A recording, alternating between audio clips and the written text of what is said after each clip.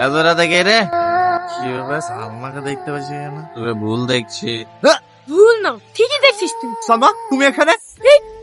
তোর লজ্জা করে না? গ্রামের সব মানুষকে রাস্তায় বসিয়ে এখানে ফুর্তি করতে? যে গ্রামের মানুষগুলো তোকে বিশ্বাস করে সবাই মাথার উপরে রেখেছিল, আর তুই সেই মাথা বিক্রি করে এখানে ফুর্তি করছিস, খুব আনন্দে আছিস তাই না? আর শুধু তোর জন্য আমার বাপটা আত্মহত্যা করেছে।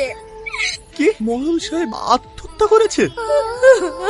দেখো সালমা, হ্যাঁ আমি অন্যায় করেছি, অনেক ভুল করেছি, কিন্তু বিশ্বাস করো আমি এটা কখনোই ভাবিনি যে আমার জন্য তোমার বাবা মারা যাবে। বাবার জন্য আমারও ভীষণ কষ্ট হচ্ছে। তোর আবার কিসের কষ্ট? তুই তো খুব আনন্দে আছিস, কিন্তু তোর এই প্রতারণার কারণে আমার বাপের মধ্যে এখনো অনেক মানুষ মরতে পারে। না না, আমি বেঁচে থাকতে ওই মানিকপুরের আর কাউকে মরতে দেবো না। যে হাত দিয়ে আমি সবার সম্পত্তি কেড়ে নিয়েছি, সে হাত দিয়ে আমি সবার সম্পত্তি সবাইকে ফিরিয়ে দেবো। কিন্তু ওই দলিলগুলো আছে শহীদ শাকিলের কাছে, তুমি কি করে ফিরিয়ে আনবে? আমি যেটা বলছি সেটা মন দিয়ে শোনো।